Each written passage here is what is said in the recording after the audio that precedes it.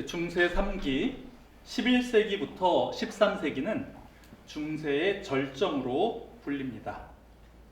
무엇보다도 이제 그 교회가 부귀영화 그리고 권력을 놓고 다툼을 하는 어떤 그런 모습을 많이 보여주었기 때문에 그거에 대해서 철저하게 끊고자 하는 그런 움직임이 무엇보다도 수도원을 통해서 나타나기 시작했습니다. 그것은 사실 그 이전에 900년대부터 이제 수도원을 통해서 교회 정화 운동이 일어났고, 거기서 무엇보다도 성직자가 세 가지 사안에 대해서 더 철저해야 된다. 하나는 권력을 추구하는 것이 아니라 철저한 복종 혹은 순종, 그 다음에 그 재물에 대한 욕심에 대해서 도리어 청빈을 강조함으로써 재물에 대한 욕심을 끊어야 된다라고 하는 그런 것. 그 다음에 성적인 방종이나 이런 것에 대해서 경계하는 의미로 성직자는 독신 생활을 해야 된다라고 하는 이런 것을 강조하는 수도원 운동이 있었습니다. 어떤 효과가 있었느냐, 그거에 대해서는 쉽게 대답을 하기는 쉽지 않은데요. 한편으로는 그런 것에 대해서 이제 각성을 하면서 더 조심을 하려고 하는 그런 무리들도, 그러한 일군의 성직자나 수도사나 아니면 평신도들 중에서도, 물론 평신도들에게는 이제 그렇게 철저한 순종과 청빈과 어떤 그 독신 그런 것이 요구가 되진 않았지만은 평신도들에게도 각성이 이제 있긴 있었는데, 다른 한편으로는 뭐 별로 뭐 나아진 것이, 적어도 이제 겉으로 드러나는 사건이나 이런 걸 통해서는 별로 이렇게 좀 보여지는 것은 없습니다. 어쨌거나 수도원 운동에 동참을 했었던 사람들이 다소 좀 아이러니한데요. 그런 사람들이 이제 교회 권력의 이제 중심 무대에 등장을 하게 됩니다. 이게 조금 좀 재미있죠.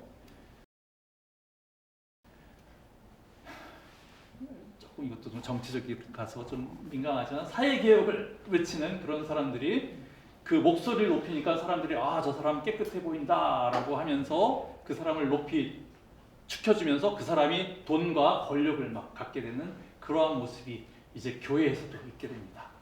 그 수도원 운동, 그것을 주도를 했었던 대표적인 인물 중에 한 사람이 힐데브란트라고 하는 사람인데요. 그 사람이 이제 대단한 그 개혁 운동의 기수였는데, 그 사람이 여러 교황들을 로마 교회의 최고 지도자인 여러 교황들을 물갈이를 해버리고 그러니까 조금 좀 이제 누가 교황이 됐는데 문제 생기면 치워버려. 그러니까 자기는 이제 낮은 직급에 이제 있으면서 저 사람 문제 있으니까 저 사람은 교황이 자격 없어. 치워버리고 5명의 교황을 갈아치우고 자기가 교황이 됩니다. 결국은 자기가 교황이 되는데, 그 교황의 이름이 그레고리 7세였습니다. 1073년에 교황에 즉위한 그레고리 7세가 바로 그 수도원 개혁 운동의 그 기수였던 힐데브란트입니다. 그러니까 NGO가 있지 않습니까? 그 정부 그 기관 단체가 있는 반면에, 원래 NGO는 원래는 그 법적인 그런 권력이나 이런 건 없지만 목소리만 낼 뿐인데, 그 어떤 시민 운동이나 이런 것의 목소리에 의해서 권력자들이 이제 막 나가떨어지고 하는 어떤 그런 거 비슷합니다. 그러니까 그 수도원 운동, 그러니까 수도원이라고 하는 거는 원래 정식 그 교회 기구와 원래는 떨어져 있는 거예요. 수도사라고 하는 거는 우리는 이 그 성직자들 계급에 우리는 저기 안 들어가겠다라고 하는 일종의 NGO와 비슷한 어떤 그런 것인데요. 하지만 목소리는 내죠. 이렇게 도덕적으로 살아야 된다. 누가 근데 도덕적 흠결이 있다라고 하면 이제 목소리를 내고, 그런 그것 때문에 이제 그 성직자가 낙오되고 이제 이런 일들이. 그러니까 어떤 힘에 의해서 지금 이렇게 말씀하셨고 좀 쉽지는 않네요. 대답하기가 쉽지는 않지만은 그것이 보여주는 양상은 제가 조금 전에 말씀드린 우리가 이렇게 경험을 하는 그런 것과 비슷했습니다. 예, 그러니까 일반 평신도들뿐만 아니라 뭐 성직자 그 계급에 속해 있는 사람들도 그 말이 이제 맞는 것 같다, 뭐 합리적이다 하면은 이제 받아들여지고 여론에 의해서 이제 밀려나고 이제 이런 것이죠. 여론이나 아니면은 좀 더 뭐 힘센 사람들을 움직여가지고 그런 영향력은 확실히 있었습니다. 수도원은. 그래서 조금 전에도 이제 말씀을 드렸지만은 그 1073년도에 이제 새로이 교황으로 즉위한 그레고리 7세는 여러 가지 도덕적 문제, 여러 가지 불미스러운 사건 등으로 인해서 실추된 교황권의 회복을 위해서 강력한 조치를 취했습니다. 먼저 교황은 그리스도의 대리자이고 베드로의 후계자로서 모든 토지와 소유를 장악할 수 있고 또 자기가 하사할 권한도 갖는다라고 선포를 했습니다. 세속 군주도 이제 있는데 사실은 원래는 이 모든 것이 하나님의 것이고 그 하나님의 아들이신 그리스도의 대리자가 교황이기 때문에 사실은 교황에게 그 모든 권한이 있다라는 것을 주장을 했습니다. 또 모든 성직자들의 그 독신 생활, 그 조문에 대한 엄격한 준수를 요구했고 더 나아가서 그는 교황이 세속 군주를 지배할 권위가 있음을 주장을 했습니다. 세속 군주는 영적 지도자인, 종교 지도자인 교황의 명령을 들어야 된다. 특별히 그 마지막 주장은 그 성직자의 서임권 문제와 연결이 되었던 그 사안이었습니다. 성직자 서임권, 약간 이 말이 좀 낯설게 들리실지 모르겠는데, 그러니까 그 오늘날로 치면은 이제 목사 안수를 줘서 목사님을 이제 세우고, 그리고 이제 우리 교회로 이제 청빙을 하고, 이제 이런 건 여러분 다 아시겠죠? 오늘날은 그 특히 우리 장로교 같은 경우에는 이제 노회에서 이제 목사 안수를 주고 그 다음에 그 목사님을 우리 교회로 청빙을 하는 것은 당회와 그 다음에 성도님들의 공동의회 이제 이런 것을 통해서 많이 이제 이루어지는데, 이런 것은 사실은 그 교회 법적으로 치면은 그 회중교회 전통입니다. 그 회중들이 우리 목사님을 우리가 모신다라고 하는. 그런데 이제 이 당시에는, 그리고 아직까지도 뭐 천주교나 그런 데에는 여전히 이제 그런 모습이 있는데, 그냥 위에서 그 임명권자가 어디 교구에 누구를 그냥 임명하고 이제 이런 것이 보다 더 일반적이었습니다. 그런 것을 이제 서임권이라고 하는데, 그러면 누구에게 그 서임권, 그 성직자를 세울 수 있는 권한이 있느냐? 누구에게 있을 것 같습니까? 상식적으로는 교회 뭐 성직자들이면 성직자들 이렇게 서열이 있기 때문에 뭐 궁극적으로는 그 로마 가톨릭 교회의 수장인 교황에게 그 권한이 있을 것이다라고 이렇게 생각을 할 수가 있겠습니다. 예, 그것도 역시 맞는 말입니다. 그런데 조금 좀 복잡한 게 하나가 있어요.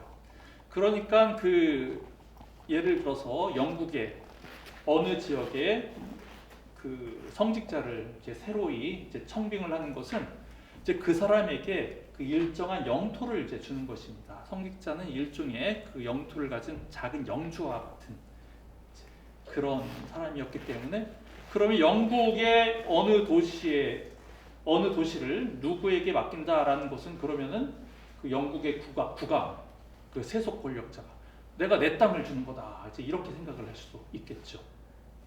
그렇기 때문에 당시에는 그 성직자가 어떻게 보면 일종의 그 두 분의 윗사람을 그 이제 모시는 셈입니다. 그러니까 한편으로는 자기를 이제 어디 지방의 주교로 임명을 한 그 교황님께도 이제 충성을 해야 되지만, 다른 한편으로는 내가 만약에 영국의 무슨 뭐 캔터베리 지방을 관할을 하게 되었다라고 하면은 영국 국왕에게도 내가 그 주종관계, 봉건제도에 의해서 내가 영국 국왕도 이제 섬겨야 되는 그런 애매한 상황에 이제 들어가게 되는 것입니다. 그런 것이 일반적이었어요. 그렇게 두 명의 수장을 섬겨야 된다라고 하는 것이. 그러한 애매한 상황을 끊기 위해서 그레고리 7세는 칙령을 발표했습니다. 교황은 지고하며 모든 군주는 그 발에 입맞추어야 한다. 교황은 절대적인 영적 권위를 가지며 모든 세속 권력은 교황에게 복종할 의무가 있다. 교황은 국왕이나 황제도 파면할 수 있다. 칙령이나 조서 같은 것 되게 셉니다. 그리고 원칙주의자, 일종의 그 오늘날 또 개혁을 외치는 사람들은 언제나 이제 원칙을 강조하죠. 일종의 원칙주의자였기 때문에 이 말이 좀 셉니다. 예. 나의 힘에 의해서 내가 이런 것이 아니라 나는 그리스도의 대리자이기 때문에 나는 마땅히 이런 말 해야 된다라고 지금 그렇게 이제 외치는 것입니다. 이처럼 교황이 매우 강하게 나왔기 때문에 이제 세속 권력과의 충돌은 불가피해 보였습니다.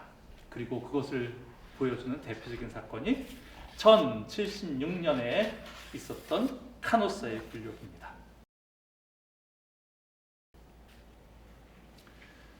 그레고리 7세가 모든 그 절대적인 권력은 세속군주가 아닌 교황에게 있다라는 그런 선언을 발표했을 때 신성 로마 제국의 황제였던 하이니시 4세는 그 내용을 그다지 귀담아 듣지 않았습니다.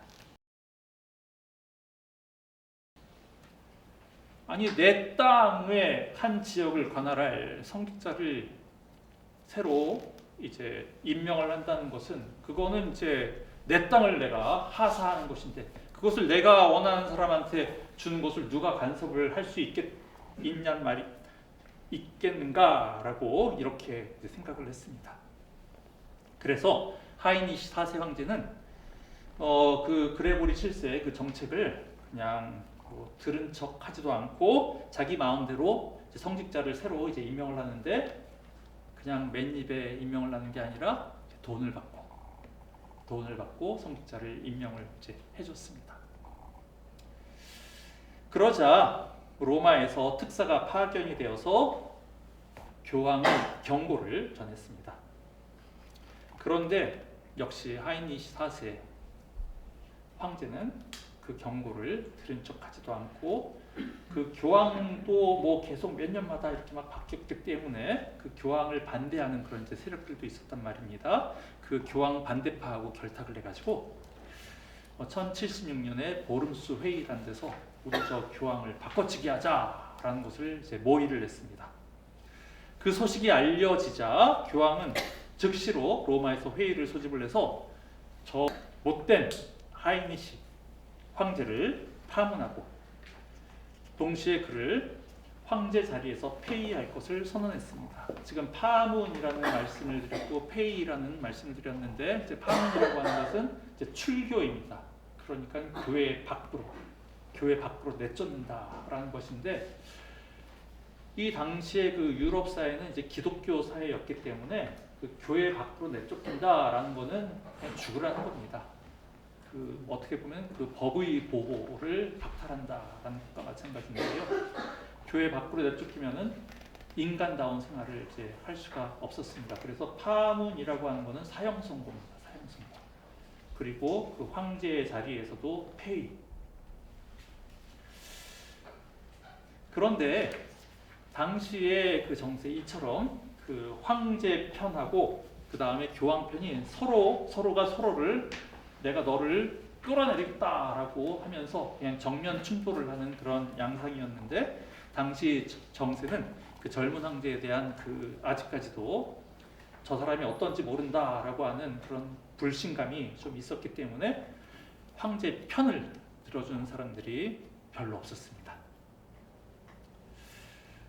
그렇지 않아도 그 신성 로마 제국 그 황제, 그 독일의 아헨 지방 중심으로 해서 그쪽이 원래 주류였고, 그 지금의 그 독일 동부 그 작센 지방은 예전부터 항상 약간 좀 반항적인 그런 이제 모습들을 보였는데, 그 작센 지방에 그렇지 않아도 좀 반항적이었던 그 작센 지방 영주들을 중심으로 해서 우리가 교황님을 모시고 저 하이니시 4세 말고 다른 사람을 새로이 신성 로마 제국의 황제로 옹립할 것을 우리가 한번 회의를 해봅시다라고 하는 그런 회의를 하자라고 하는 제안이 그 작센 지방의 영주들로부터 그 교황에게 전달이 되었습니다. 그러니까 교황이 알겠다, 나도 바라던 바다라고 하고 같이 너희와 함께 협력을 하겠다라고 하고 교황이 올라가겠다고 그렇게 말을 했습니다. 아우구스부르크라는 곳에서 모여서 차기 황제를 그 어떻게 선출할지를 협의를 하기로 이렇게 약속을 하고 이제 교황이 올라갔습니다. 하이니시 4세 편에서는 지금 돌아가는 그 정세가 결코 자기들에게 유리하지 않다라고 이렇게 판단을 하고 얼른 하이니시 4세에게 빨리 교황님을 찾아가서 제발 좀 용서해달라고 그렇게 간청하는 그런 제스처를 좀 취해달라는 요구를 그 황제에게 했습니다. 그런 제스처를 좀 취해달라는 요구를 그 황제에게 했습니다. 그 말을 들은 황제는 온갖 체면 다 무릅쓰고 그 알프스를 넘어서 그 교황을 만나러 갔습니다. 그 중간 지점에 카노사라고 하는 성이 있었는데요. 교황은 아래에서부터 위로 올라가는 중이었는데 그 카노사 성에 교황이 있다는 이야기를 듣고 하이니시 4세가 거기로 막 달려갔습니다. 교황은 성문을 걸어 잠그고 만나주지 않았습니다. 하이니시 4세는 자기의 뉘우치는 모습을 보여주고자 사흘 동안 추운 겨울이었는데 맨발로 그 성문 앞에 서 있는 그런 고행의 모습을 보여주었습니다. 무릎을 꿇기도 하고 서서 반성하는 모습을 보여주기도 하고, 나흘째 되는 날 교황은 성문을 열어주고 하이니시 4세 황제를 닫아주었습니다. 그리고 황제는 교황의 발 앞에 엎드려서 교황의 사면을 받았습니다. 이것이 이른바 카노사의 굴욕입니다.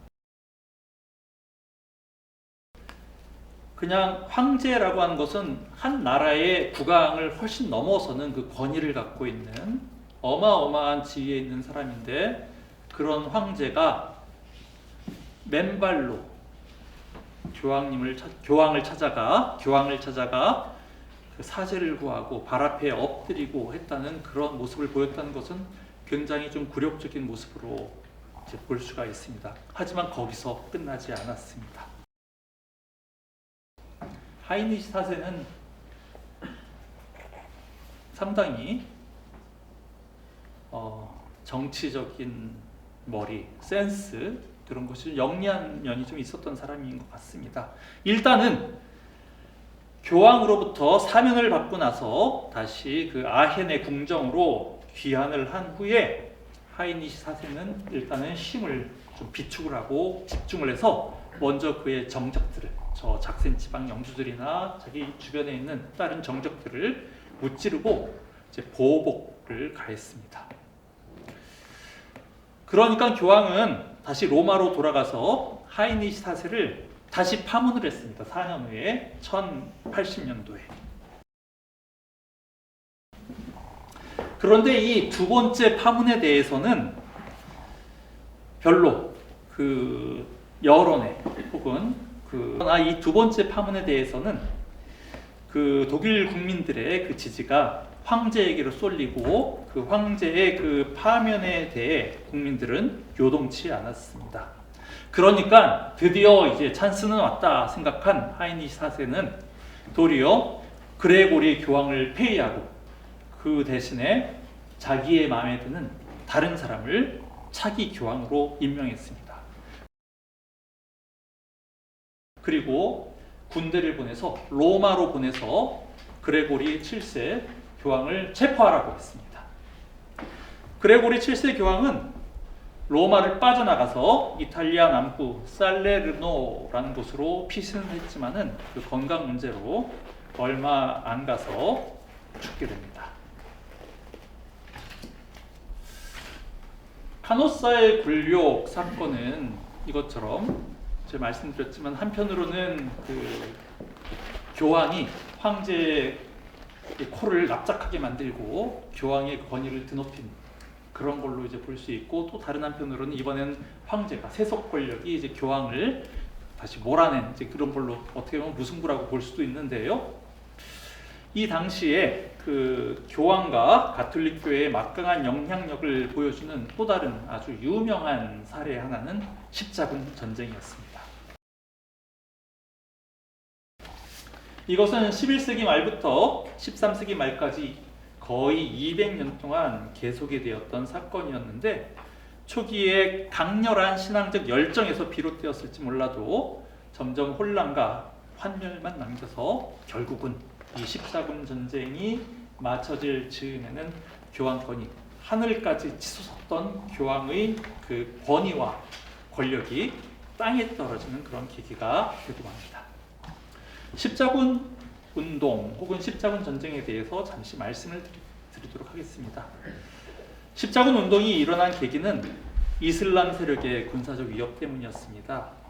서유럽은 비교적 영향을 덜 받았지만은 유럽 동부에 자리 잡은 비잔틴 제국은 이슬람 세력의 침략 때문에 평안할 날이 없었습니다. 1095년도에 셀주크 투르크가 파상적인 공격을 퍼부으면서 비잔틴 제국의 수도였던 콘스탄티노플을 위협하자 비잔틴 제국의 황제인 알렉시오스 콤네소스는 로마 교황에게 협조를 요청했습니다. 로마 교황 우르반 2세는 이것을 가톨릭 교회 확장의 호기로 보고 십자군을 보내서 원조하기로 마음먹었습니다. 그리하여서 1095년 11월 프랑스 클레르몽에서 회의를 소집하여서 콘스탄티노플을 침략하는 이슬람 세력을 격퇴하고 예루살렘을 탈환하자고 하는 십자군 원정의 필요성을 역설하고 그 자리에 모인 군주들과 추기경들, 주교들은 다 환호성을 치면서 교황의 그 요청을 받아들였습니다. 우르반 2세 교황의 호소는 큰 반향을 일으켜서 유럽의 거의 모든 영주가 병사를 보냈습니다. 교황은 십자군에 자원하는 자에게는 면벌의 특권을 준다고 약속을 하기도 했습니다. 1097년에 시작된 제1차 십자군 원정은 비교적 성공적이었습니다. 십자군은 비잔틴 군대를 도와서 셀주크 투르크를 무찌르고 소아시아 영역을 탈환했으며, 거기서 이제 남하하여서 1099년 7월에는 예루살렘까지 점령하는 데 성공을 했습니다. 그리고 십자군은 성전 기사단 등을 조직을 하면서 거의 한 90년 정도 그 예루살렘 그 성을 그 주변의 이슬람 세력으로부터 그 이슬람 세력의 공격을 막으면서 사수를 했지만은 아무래도 그 유럽의 본토에서 멀리 떨어져 있는 그 예루살렘을 더 이상 지키지 못하고 1187년에는 다시 이슬람 세력에게 그 성지를 빼앗기고 맙니다. 그 이후로도 여러 차례 십자군 원정이 시도되었지만 그다지 성공적이지 못했습니다.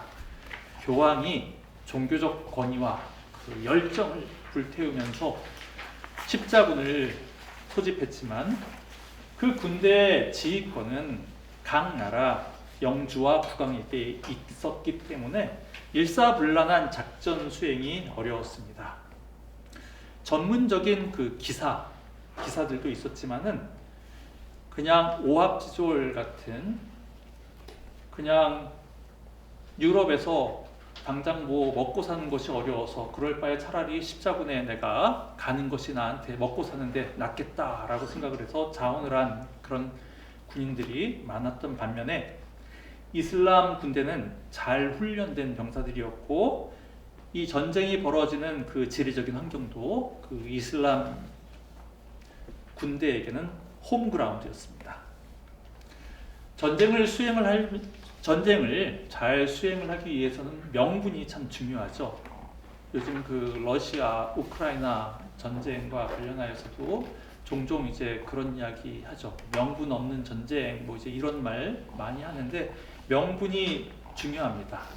명분이 중요한데 그 초기의 열정과 신앙적 동기가 점점 더 사라지고 그 십자군 전쟁은 세속적인 이해관계와 약탈로 변질이 되고 맙니다. 그래서 200년 가까이 지속된 십자군 원정을 통해서 점차 사람들의 마음속에는 그 교황의 지도력에 대한 환멸이 커져갔습니다.